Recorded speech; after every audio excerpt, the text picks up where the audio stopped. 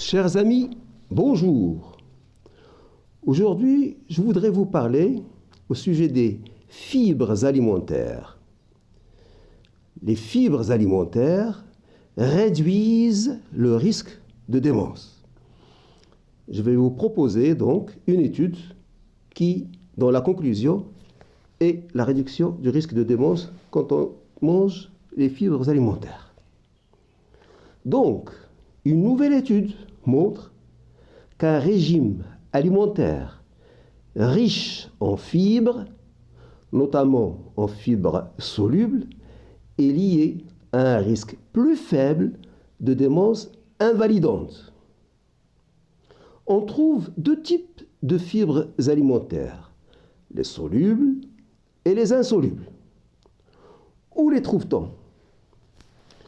On les trouve exclusivement dans les aliments végétaux, comme vous voyez sur cette image, les fruits, les légumes, les céréales, le son notamment, les fruits secs, les pruneaux, les abricots secs sont particulièrement riches.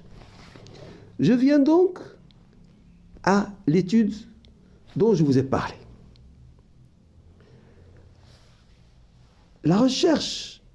Cette recherche, les chercheurs ont amené une enquête sur le régime alimentaire auprès de 3700 participants adultes en bonne santé. Et puis, ils les ont suivis pendant 20 ans. Cette étude a été réalisée par le professeur Yamaguchi au Japon de l'université de Tsukuba. Elle a été publiée en ligne le 6 février 2022 dans la revue Nutritional Neuroscience. Donc c'est une recherche très récente.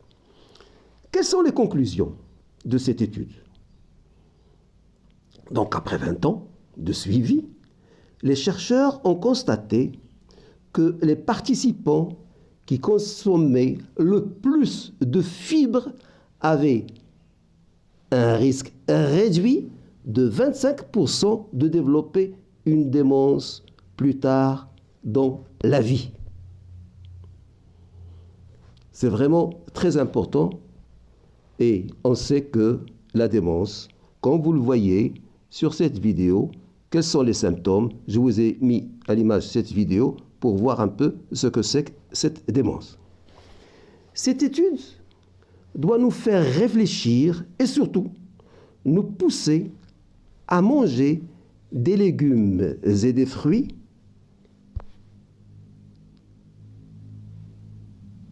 riches en... Donc, ces légumes riches que vous voyez sur cette image, riches en fibres. Beaucoup de personnes consomment de moins en moins de fibres alimentaires car leur alimentation comporte de moins en moins de végétaux et de plus en plus de produits industriels de moindre qualité nutritionnelle.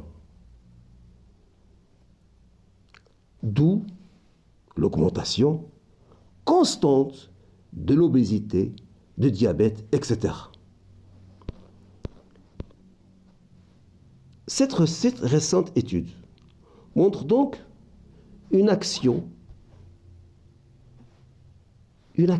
importante, une notion très importante, une interaction cerveau-intestin, car le système nerveux central communique de manière bidirectionnelle avec le tractus gastro-intestinal, d'où l'importance de microbiome intestinal. Autrement dit, les bactéries intestinales peuvent être impliquées dans les fonctions cognitives.